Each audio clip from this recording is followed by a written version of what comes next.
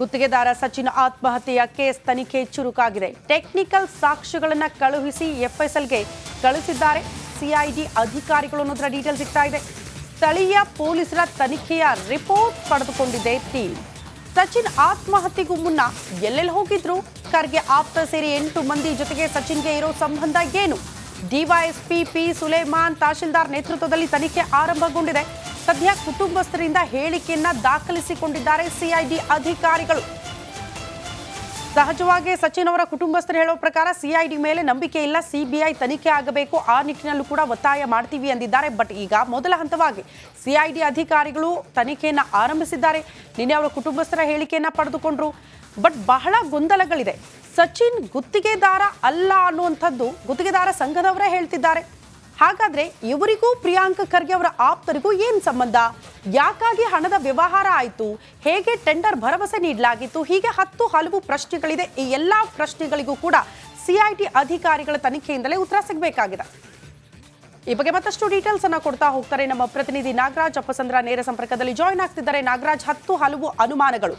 So CID ಅಧಿಕಾರಿಗಳ ತನಿಖೆ ಯಾವ ಹಂತದಲ್ಲಿದೆ, ಯಾವ ಆಯಾಮದಲ್ಲಿ ಸಾಗ್ತಾ ಇದೆ, ಡೀಟೇಲ್ಸ್ ಅನ್ನ ಕೊಡ್ತಾ ಹೋಗೋದಾದ್ರೆ?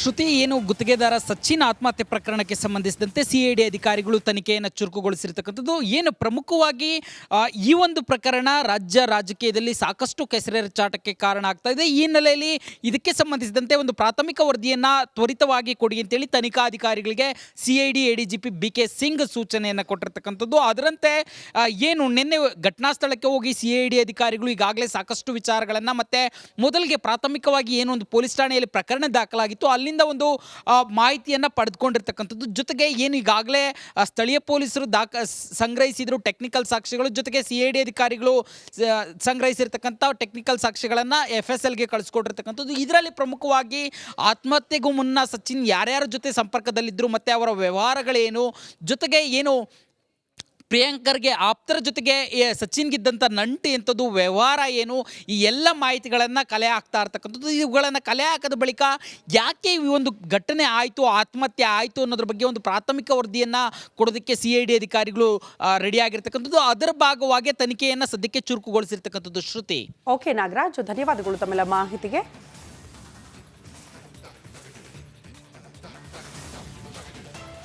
ಗುತ್ತಿಗೆದಾರ ಸಚಿನ್ ಆತ್ಮಹತ್ಯೆಯ ಕೇಸ್ ತನಿಖೆ ಚುರುಕಾಗಿದೆ. ಟೆಕ್ನಿಕಲ್ ಸಾಕ್ಷ್ಯಗಳನ್ನು ಕಳುಹಿಸಿ ಎಫ್ಎಸ್ಎಲ್ಗೆ ಕಳಿಸಿದ್ದಾರೆ ಸಿಐಡಿ ಅಧಿಕಾರಿಗಳು ಅನ್ನೋದರ ಡೀಟೇಲ್ ಸಿಗ್ತಾ ಇದೆ. ಸ್ಥಳೀಯ ಪೊಲೀಸರ ತನಿಖೆಯ ರಿಪೋರ್ಟ್ ಪಡೆದುಕೊಂಡಿದೆ ಟೀಮ್. ಸಚಿನ್ ಆತ್ಮಹತ್ಯೆಗೂ ಮುನ್ನ ಎಲ್ಲೆಲ್ಲಿ ಹೋಗಿದ್ರು, ಖರ್ಗೆ ಆಪ್ತ ಸೇರಿ 8 ಮಂದಿ ಜೊತೆಗೆ ಸಚಿನ್ಗೆ ಇರೋ ಸಂಬಂಧ ಏನು? ಡಿವೈಎಸ್ಪಿ ಪಿ ಸುಲೇಮಾನ್ ತಹಶೀಲ್ದಾರ್ ನೇತೃತ್ವದಲ್ಲಿ ತನಿಖೆ ಆರಂಭಗೊಂಡಿದೆ. ಸದ್ಯ ಕುಟುಂಬಸ್ಥರಿಂದ ಹೇಳಿಕೆಯನ್ನ ದಾಖಲಿಸಿಕೊಂಡಿದ್ದಾರೆ ಸಿಐಡಿ ಅಧಿಕಾರಿಗಳು.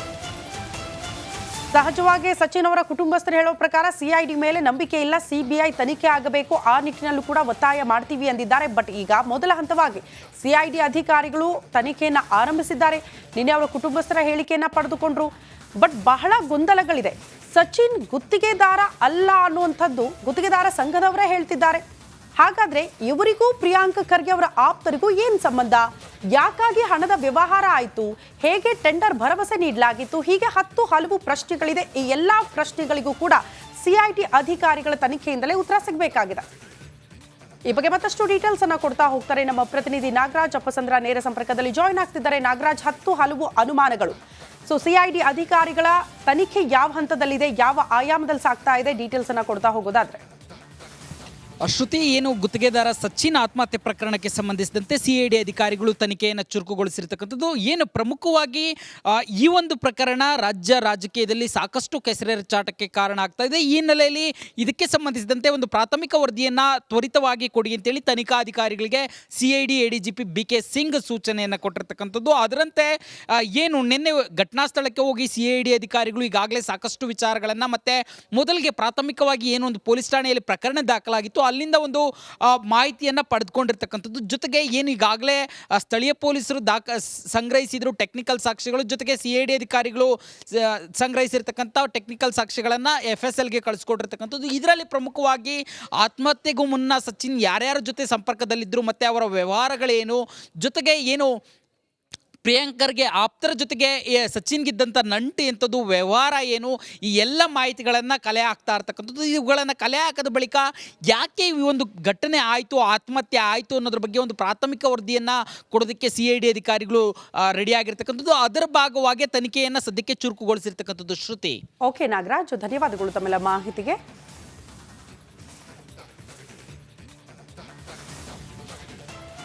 ಗುತ್ತಿಗೆದಾರ ಸಚಿನ್ ಆತ್ಮಹತ್ಯೆಯ ಕೇಸ್ ತನಿಖೆ ಚುರುಕಾಗಿದೆ. ಟೆಕ್ನಿಕಲ್ ಸಾಕ್ಷ್ಯಗಳನ್ನು ಕಳುಹಿಸಿ FSLಗೆ ಕಳಿಸಿದ್ದಾರೆ CID ಅಧಿಕಾರಿಗಳು ಅನ್ನೋದರ ಡೀಟೇಲ್ ಸಿಗ್ತಾ ಇದೆ. ಸ್ಥಳೀಯ ಪೊಲೀಸರ ತನಿಖೆಯ ರಿಪೋರ್ಟ್ ಪಡೆದುಕೊಂಡಿದೆ ಟೀಮ್. ಸಚಿನ್ ಆತ್ಮಹತ್ಯೆಗೂ ಮುನ್ನ ಎಲ್ಲೆಲ್ಲಿ ಹೋಗಿದ್ರು, ಖರ್ಗೆ ಆಪ್ತ ಸೇರಿ 8 ಮಂದಿ ಜೊತೆಗೆ ಸಚಿನ್ಗೆ ಇರೋ ಸಂಬಂಧ ಏನು? DYSP P ಸುಲೇಮಾನ್ ತಹಶೀಲ್ದಾರ್ ನೇತೃತ್ವದಲ್ಲಿ ತನಿಖೆ ಆರಂಭಗೊಂಡಿದೆ. ಸದ್ಯ ಕುಟುಂಬಸ್ಥರಿಂದ ಹೇಳಿಕೆಯನ್ನ ದಾಖಲಿಸಿಕೊಂಡಿದ್ದಾರೆ CID ಅಧಿಕಾರಿಗಳು. ಸಹಜವಾಗಿ ಸಚಿನ್ ಅವರ ಕುಟುಂಬಸ್ಥರು ಹೇಳೋ ಪ್ರಕಾರ CID ಮೇಲೆ ನಂಬಿಕೆ ಇಲ್ಲ, CBI ತನಿಖೆ ಆಗಬೇಕು, ಆ ನಿಟ್ಟಿನಲ್ಲೂ ಕೂಡ ಒತ್ತಾಯ ಮಾಡ್ತೀವಿ ಅಂದಿದ್ದಾರೆ. ಬಟ್ ಈಗ ಮೊದಲ ಹಂತವಾಗಿ CID ಅಧಿಕಾರಿಗಳು ತನಿಖೆಯನ್ನ ಆರಂಭಿಸಿದ್ದಾರೆ. ನಿನ್ನೆ ಅವರ ಕುಟುಂಬಸ್ಥರ ಹೇಳಿಕೆಯನ್ನ ಪಡೆದುಕೊಂಡ್ರು.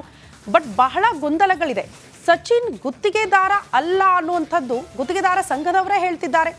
ಹಾಗಾದ್ರೆ ಇವರಿಗೂ ಪ್ರಿಯಾಂಕ್ ಖರ್ಗೆ ಅವರ ಆಪ್ತರಿಗೂ ಏನ್ ಸಂಬಂಧ? ಯಾಕಾಗಿ ಹಣದ ವ್ಯವಹಾರ ಆಯಿತು?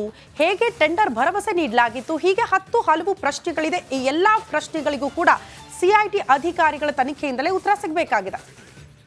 ಈ ಬಗ್ಗೆ ಮತ್ತಷ್ಟು ಡೀಟೇಲ್ಸ್ ಅನ್ನ ಕೊಡ್ತಾ ಹೋಗ್ತಾರೆ ನಮ್ಮ ಪ್ರತಿನಿಧಿ ನಾಗರಾಜ್ ಅಪ್ಪಸಂದ್ರ ನೇರ ಸಂಪರ್ಕದಲ್ಲಿ ಜಾಯ್ನ್ ಆಗ್ತಿದ್ದಾರೆ. ನಾಗರಾಜ್, ಹಲವು ಅನುಮಾನಗಳು. ಸೊ CID ಅಧಿಕಾರಿಗಳ ತನಿಖೆ ಯಾವ ಹಂತದಲ್ಲಿದೆ, ಯಾವ ಆಯಾಮದಲ್ಲಿ ಸಾಗ್ತಾ ಇದೆ, ಡೀಟೇಲ್ಸ್ ಅನ್ನ ಕೊಡ್ತಾ ಹೋಗೋದಾದ್ರೆ.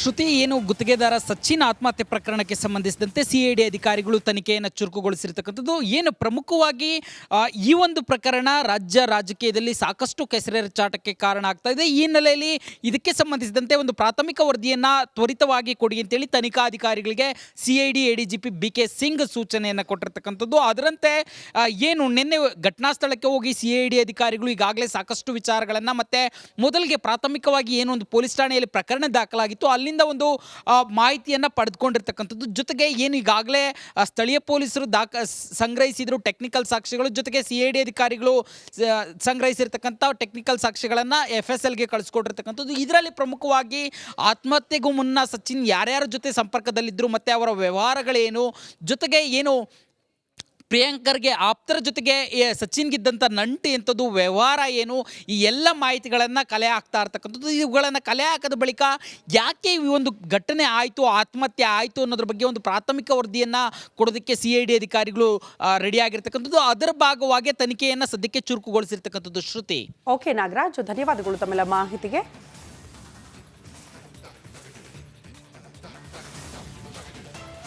ಗುತ್ತಿಗೆದಾರ ಸಚಿನ್ ಆತ್ಮಹತ್ಯೆಯ ಕೇಸ್ ತನಿಖೆ ಚುರುಕಾಗಿದೆ. ಟೆಕ್ನಿಕಲ್ ಸಾಕ್ಷ್ಯಗಳನ್ನು ಕಳುಹಿಸಿ FSLಗೆ ಕಳಿಸಿದ್ದಾರೆ CID ಅಧಿಕಾರಿಗಳು ಅನ್ನೋದರ ಡೀಟೇಲ್ ಸಿಗ್ತಾ ಇದೆ.